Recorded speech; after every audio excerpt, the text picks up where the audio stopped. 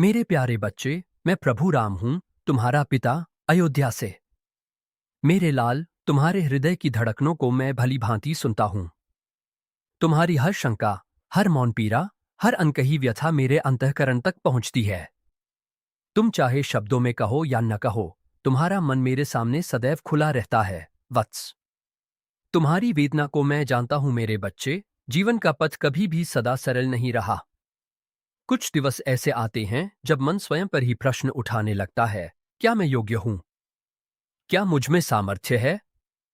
क्या मैं सही मार्ग पर हूं? यह संशय मनुष्य के अंतःकरण को थका देता है। तुम्हें लगता है जैसे तुम्हारे चरण भारी हो गए हों, जैसे आगे बढ़ने की शक्ति क्षीण पड़ रही हो। तुम कभी अपने निर्णयों पर संदेह करते हो, कभी अपने स्वभाव पर, कभी अपनी क्षमता पर।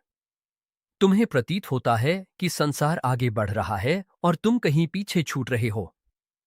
परंतु मेरे बच्चे, यह केवल मन का मायाजाल है। जब आत्मा थकती है, तब वह स्वयं पर ही प्रश्न करने लगती है। मैं जानता हूं, कुछ रात्रियां ऐसी होती हैं जब तुम मौन होकर आकाश को देखते हो और भीतर ही भीतर टूटते हो। कुछ प्रातः ऐसे होते हैं जब उठने का उत्साह भी नहीं रहता। पर याद रखो, यह दुर्बलता नहीं, यह मनुष्य होने का स्वाभाविक भाव है। मेरे जीवन से एक प्रसंग, वनगमन की वेला वत्स, जब तुम्हें अपने ऊपर संदेह हो, तब मेरे जीवन की उस घड़ी को स्मरण करना जब मुझे अयोध्या का राज्य छोड़ वनगमन करना पड़ा। मेरे पिता दशरथ ने मुझे राज्याभिषेक के लिए बुलाया था। अयोध्या में उत्सव का वातावरण था। प्रजा प्रसन्न थी, माताएं हर्षित थीं, भ्राता मेरे साथ थे। पर उसी क्षण माता कैकेयी ने दो वरदान मांगे, भरत का राज्याभिषेक और मेरा 14 वर्ष का वनवास। मेरे बच्चे, उस समय क्या तुम्हें लगता है मेरे मन में कोई तरंग नहीं उठी होगी? क्या मुझे क्षण भर को भी यह विचार नहीं आया होगा कि क्यों? मैं भी तो पुत्र था। मुझे भी तो अपने पिता का स्नेह प्रिय था। अयोध्या की गलियां, प्रजा का प्रेम, माता कौशल्या का वात्सल्य, सब कुछ छोड़ना सरल नहीं था। जब मैंने राजमुकुट के स्थान पर वनवासी वेश धारण किया, तब अयोध्या की प्रजा रो पड़ी। लक्ष्मण का हृदय क्रोध से भर उठा। सीता ने बिना क्षण भर सोचे मेरे साथ वनगमन का निर्णय लिया। उस समय मैं केवल एक राजकुमार नहीं था, मैं एक पुत्र, एक पति, एक भ्राता था। और साथ ही एक साधारण मनुष्य भी। मेरे अंतर्मन में भी प्रश्न उठे, क्या मैं अपने परिवार को दुख दे रहा हूं? क्या यह उचित है? पर वत्स, उसी क्षण मैंने धर्म को अपना पथ प्रदर्शक बनाया। मैंने स्वयं से कहा, राम, तुम्हारा कर्तव्य तुम्हारी सुविधा से बड़ा है। वन के दिनों का संघर्ष वन में जीवन राजमहल जैसा नहीं होता, मेरे बच्चे। वहां न कोमल शया थी, न उत्सव, न वैभव। कांटों से भरे मार्ग, तपती धूप, वर्षा की भीगी रात्रियां, यही हमारा जीवन था। सीता, जो राजमहल में पली थी, वे भी वन के कठोर जीवन में मेरे साथ रहीं। लक्ष्मण ने निद्रा तक त्याग दी। वे रात्रि भर पहरा देते, दिन भर सेवा करते। उन्हें देखकर कई बार मेरे मन में पीड़ा उठती, क्या मैं अपने प्रियजनों को कष्ट दे रहा हूं? एक रात्रि ऐसी भी आई जब वर्षा प्रचंड थी। हमारा आश्रय क्षीण था। सीता थक चुकी थी। लक्ष्मण भी निःशब्द थे। उस समय मैंने आकाश की ओर देखा और स्वयं से पूछा, क्या यही मेरा मार्ग है? वत्स, उस क्षण यदि मैं अपने संदेहों के आगे झुक जाता, तो इतिहास बदल जाता। पर मैंने अपने भीतर के दीप को बुझने नहीं दिया। शबरी से मिली शिक्षा वन में मेरी भेंट शबरी से हुई, एक वृद्धा, सरल हृदय, निष्कपट भक्ति से भरी। उसने वर्षों तक केवल मेरी प्रतीक्षा की थी। जब मैं उसके आश्रम पहुंचा, वह आनंद से रो पड़ी। उसने मुझे बेर अर्पित किए। प्रत्येक बेर को पहले चखती, फिर मुझे देती, कि कहीं वह कड़वा न हो। लक्ष्मण को यह उचित न लगा, पर मैंने वे बेर प्रेम से स्वीकार किए।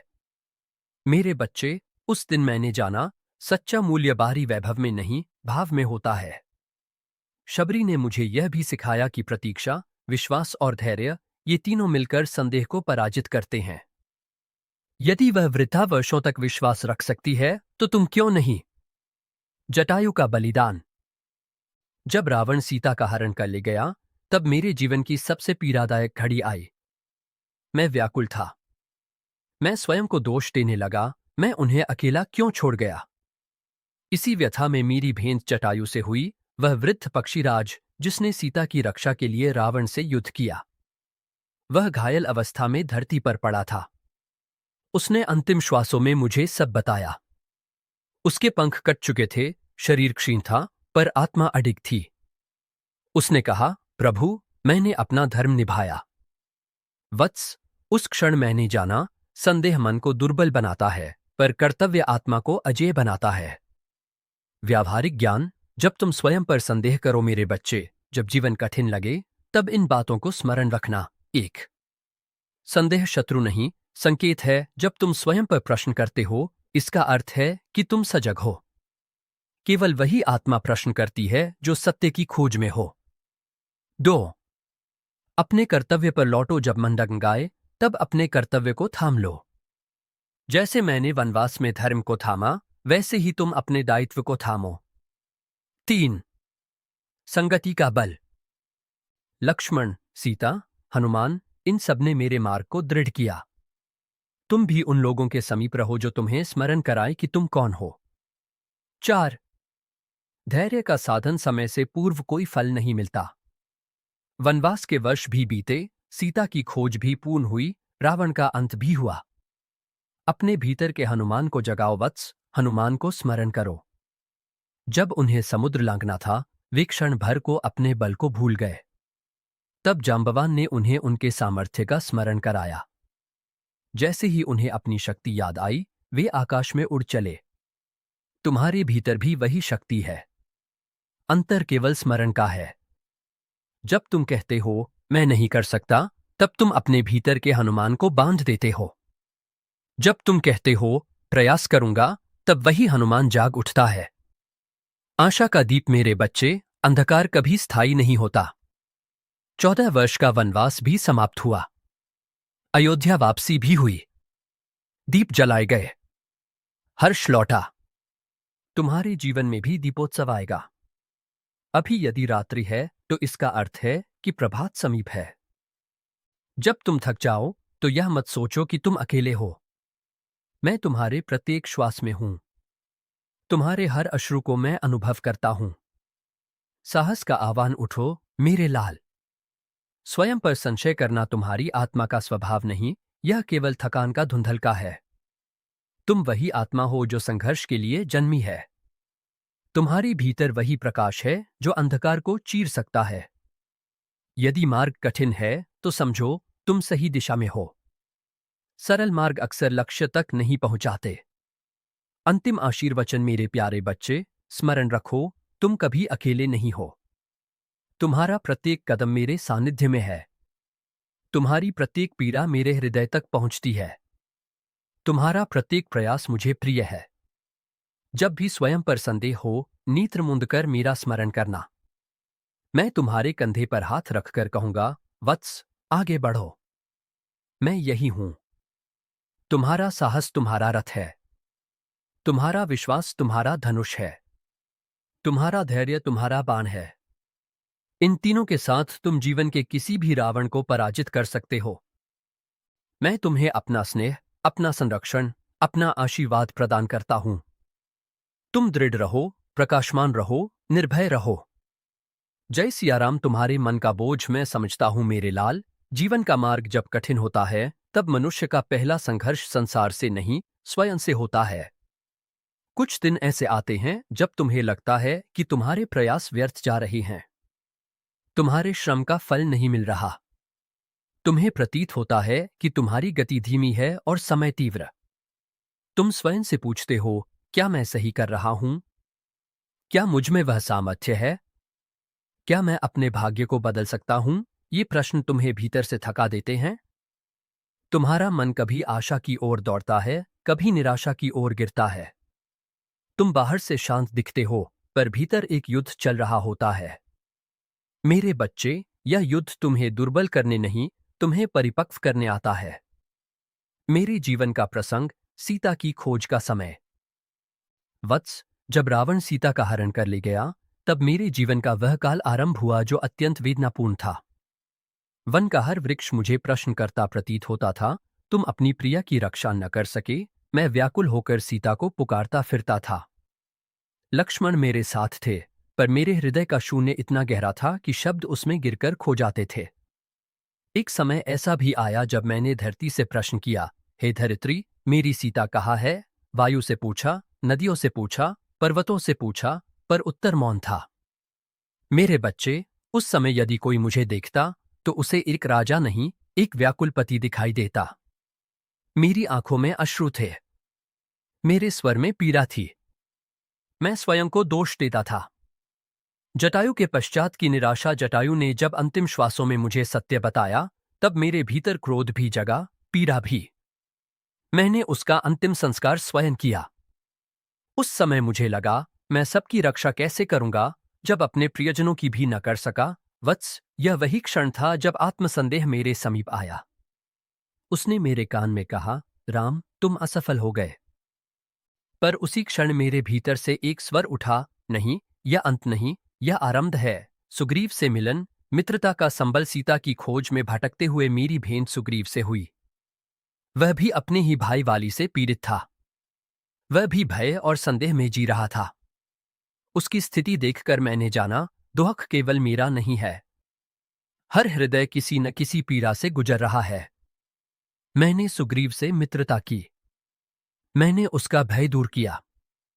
जब उसने अपना साहस पाया, तब उसने भी मेरी सहायता का संकल्प लिया। वत्स, उस दिन मैंने समझा, जब तुम टूटे होते हो, तब ईश्वर तुम्हें ऐसे जनों से मिलाता है जिनके साथ मिलकर तुम दोनों सशक्त हो जाते हो। समुद्र के तट पर धैर्य की परीक्षा। जब हम समुद्र तट पहुंचे, तब लंका हमारे सामने थी, पर बीच में अथाह जलराशि। वानर सेना मेरी ओर देख रही थी। सबकी आंखों में प्रश्न था, अब क्या होगा? मैंने 3 दिन तक समुद्र से प्रार्थना की, धैर्य रखा, प्रतीक्षा की। पर जब मार्ग न खुला, तब मैंने क्रोध में धनुष उठाया। पर उसी क्षण समुद्रदेव प्रकट हुए और मार्ग का उपाय बताया। मेरे बच्चे, उस दिन मैंने जाना, धैर्य आवश्यक है, पर साहस भी उतना ही आवश्यक है। प्रतीक्षा करो, पर निष्क्रिय मत रहो। सेतु निर्माण, असंभव का संभव होना। वानरों ने पत्थर उठाए। नलनील ने सेतु का निर्माण प्रारंभ किया। जो कार्य असंभव प्रतीत होता था, वह धीरे धीरे संभव होने लगा। कोई पत्थर छोटा था, कोई विशाल, कोई शीघ्र रखता, कोई विलंब से, पर सेतु बनता गया। वत्स, जीवन का सेतु भी ऐसा ही बनता है। हर छोटा प्रयास एक पत्थर है। तुम्हें लगता है कि तुम्हारा योगदान नगण्य है, पर वही मिलकर मार्ग बनाता है। विभीषण का शरणागमन। लंका पहुंचने से पूर्व रावण का भ्राता विभीषण मेरे पास आया। उसने अपने ही कुल के विरुद्ध धर्म का साथ चुना। मेरी सेना में कई जनों ने संदेह किया, क्या इस पर विश्वास किया जा सकता है? पर मैंने उसके हृदय को देखा। मैंने उसे शरण दी। मेरे बच्चे, इस प्रसंग से 2 शिक्षाएं हैं। जब तुम सत्य के मार्ग पर हो, तो उचित जन स्वयं तुम्हारे साथ जुड़ते हैं। तुम्हें भी दूसरों के प्रति विश्वास रखना सीखना होगा। युद्ध से पूर्व की रात्रि। रावण से युद्ध के पहले की रात्रि अत्यंत गंभीर थी। चारों ओर शांति थी, पर भीतर तूफान। मैंने आकाश की ओर देखा। मुझे ज्ञात था, यह युद्ध केवल बाहरी नहीं, आंतरिक भी है।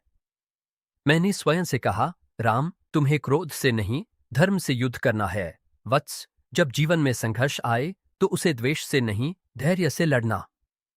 व्यावहारिक मार्गदर्शन। जब तुम स्वयं को कमजोर समझो, अपनी यात्रा को स्वीकारो। हर आत्मा की गति भिन्न होती है। किसी का मार्ग शीघ्र, किसी का विलंबित। तुलना संदेह को जन्म देती है। 2 छोटे प्रयासों का सम्मान करो। सेतु एक दिन में नहीं बना। तुम्हारा जीवन भी धीरे धीरे आकार ले रहा है। 3 अपने भीतर संवाद करो। जब मन टूटे, तो स्वयं से कठोर मत बनो। अपने भीतर पिता का स्वर जगाओ, जो तुम्हें सांत्वना दे। 4 विश्राम भी साधना है। थकान में लिया गया निर्णय प्रायः भ्रमित करता है। विश्राम करो, फिर आगे बढ़ो। आशा का आलोक। मेरे बच्चे, याद रखो, सीता की खोज पूर्ण हुई। रावण का अंत हुआ। अधर्म पर धर्म की विजय हुई।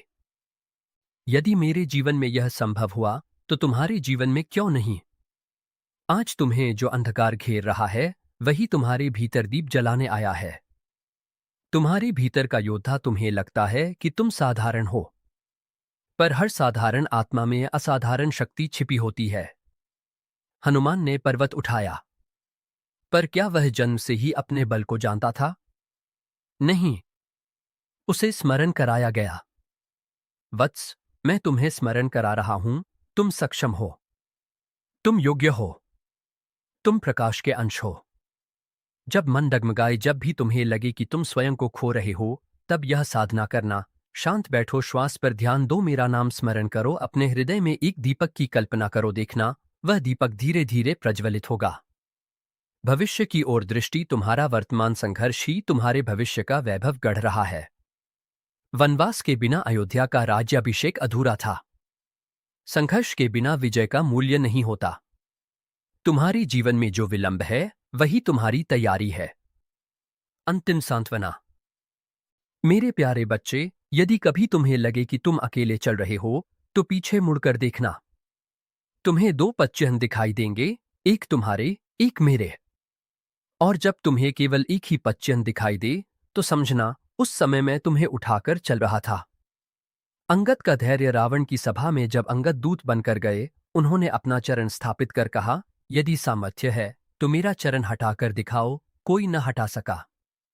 वत्स, यह केवल शारीरिक बल नहीं था, यह आत्मविश्वास का बल था। जब तुम स्वयं पर विश्वास रखते हो, तो संसार भी तुम्हें डिगा नहीं पाता। युद्ध के कठिन दिवस, लंका का युद्ध लंबा था। अनेक वीर गिरे।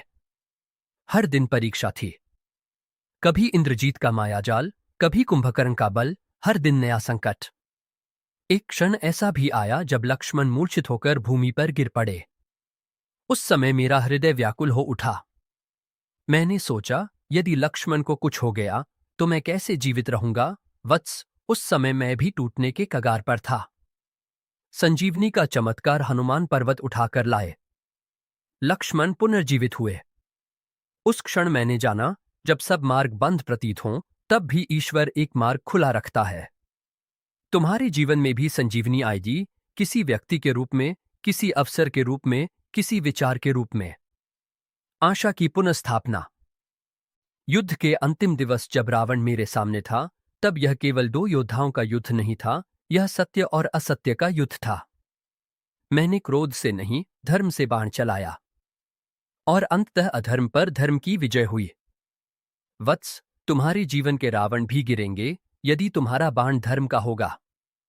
साहस के सूत्र, जब भी स्वयं पर संदेह हो, यह स्मरण रखना, तुम्हारा जन्म व्यर्थ नहीं है, तुम्हारी आत्मा दुर्बल नहीं है, तुम्हारा संघर्ष निरर्थक नहीं है। तुम्हें गिराया इसलिए नहीं जाता कि तुम वही रहो, बल्कि इसलिए कि तुम उठना सीखो।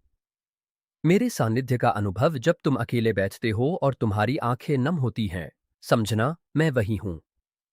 जब तुम थककर भी प्रयास करते हो, समझना मैं तुम्हारे कंधे पर हाथ रखे हूं। जब तुम हार मानने ही वाले होते हो और भीतर से एक स्वर उठता है, एक बार और, वह मेरा ही स्वर है। भविष्य का प्रकाश। वत्स, आज तुम्हें जो कठिन लगता है, कल वही तुम्हारी शक्ति का आधार बनेगा। वनवास के बिना रामराज्य अधूरा था। संघर्ष के बिना विजय अधूरी है। तुम्हारा समय आएगा, और जब आएगा तब तुम्हें ज्ञात होगा कि प्रतीक्षा व्यर्थ नहीं थी। अंतिम आशीर्वचन। मेरे प्यारे बच्चे, अपने हृदय में यह मंत्र स्थापित कर लो, मैं अकेला नहीं हूं, मेरा प्रयास देखा जा रहा है, मेरा संघर्ष पवित्र है, मेरा भविष्य उज्जवल है। जब भी तुम्हें लगे कि तुम स्वयं पर विश्वास खो रहे हो, तब मेरा स्मरण करना। मैं तुम्हारे सम्मुख खड़ा होकर कहूंगा, वत्स, तुम मेरे अंश हो। तुम पराजित नहीं हो सकते, तुम्हारा जीवन एक यज्ञ है। तुम्हारा धैर्य उसकी आहुति है।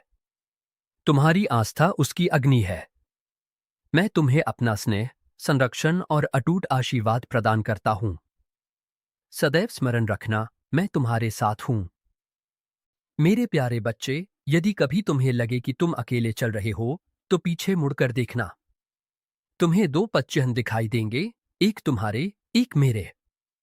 और जब तुम्हें केवल एक ही पदचिह्न दिखाई दे, तो समझना उस समय मैं तुम्हें उठाकर चल रहा था।